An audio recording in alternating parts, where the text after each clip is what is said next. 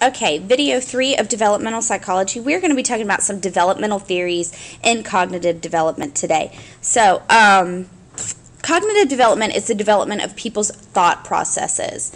And Jean Piaget left a major imprint on developmental psychology. He believed that all humans develop through a series of distinct stages, and all children, he claimed, go through the same basic stages in the same order. Each stage builds on the previous one, so no stage can be skipped, and these stages will be discussed a little bit later, more fully. And he went on to say, well, hold on, let me talk about Kohlberg real quick. The theorist Lawrence Kohlberg claimed that people go through 3 stages of morality, and we're going to talk about those again in a little more in depth in just a second. So, have you ever spent quality time with a 5-year-old? Piaget did. He spent a lot of time with 5-year-olds. He spent a lot of time with children in all sorts of ages trying to develop this theory.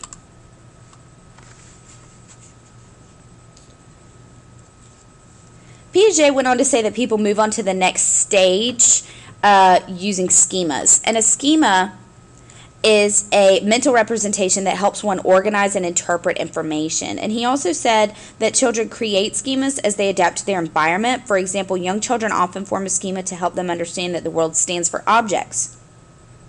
And as children develop, their schemas become more complex. These schemas often help young people understand abstract concepts like goodness and love.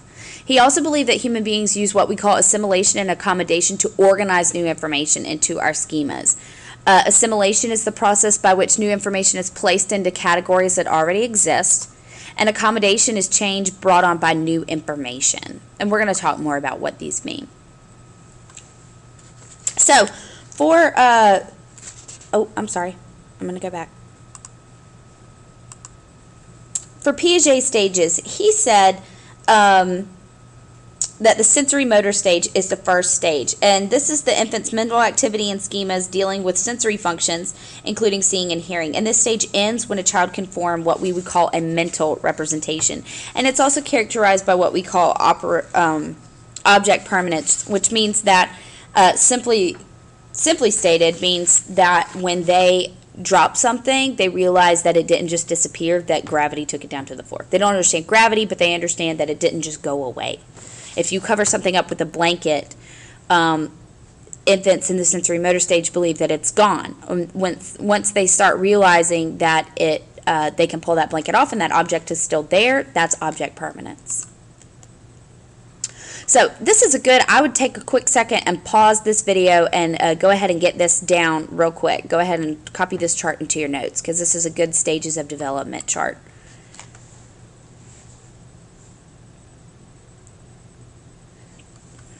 The next stage is what we call pre-operational thinking. Excuse me, I'm sorry. And during the first part of this stage, a child can create and use symbols. And then from ages 4 to 7, a child starts to make intuitive guesses about their world and try to figure out how things work. And this is when psychologist Lev Vygotsky noticed that children stop thinking out loud and start to internalize their thoughts. Concrete operational stage is about 6 or 7 years old, and children develop the ability to use numbers, which involves counting, measuring, adding, and subtracting, and they're also able to use simple logic. And then finally, you have the final stage, which is formal operational. And this is when children start to use hypothetical thinking, which involves thinking of logical consequences. And this is about age 11 to now.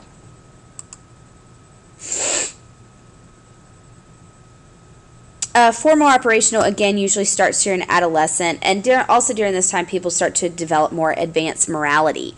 Some psychologists do question the accuracy of his views, and research indicates that preschoolers are less egocentric than Piaget's research suggested. And egocentric simply means that they believe that everything's about them. And his theories are still widely respected, though. So these are some examples of pre-operational thinking, and we're going to talk a lot about this. So moral development, let's talk a little bit about that. Lawrence Kohlberg, again, claimed that people go through 3 stages of morality, and he said that before age 9, most children develop what we call pre-conventional morality, which is based simply on self-interest. And basically, they avoid being punished or to gain concrete rewards. Early adolescents develop conventional morality, which involves obeying laws and social rules because they're supposed to be obeyed. Post-conventional morality is developed in adolescence or adulthood, and however, with many people, it's not developed at all. And with this morality, individuals follow what they personally believe is morally correct behavior. And post-conventional morality can vary depending on a person's culture and gender.